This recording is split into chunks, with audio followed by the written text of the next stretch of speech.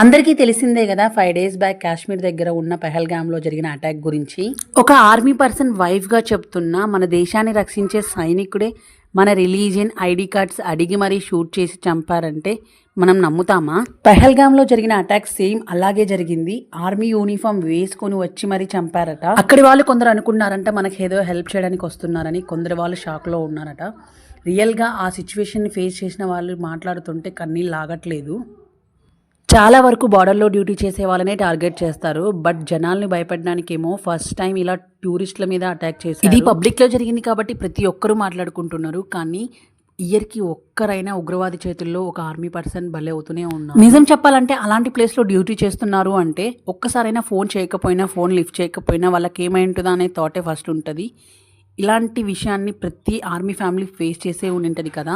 ఈ అటాక్ గురించి మీరు ఏమైనా చెప్పాలి అనుకుంటే నా కామెంట్ సెక్షన్లో కామెంట్ చేయండి. అలాగే మన ఛానల్ని ఇంతవరకు సబ్స్క్రైబ్ చేసుకోకపోతే ప్లీజ్ సబ్స్క్రైబ్ చేసుకోండి.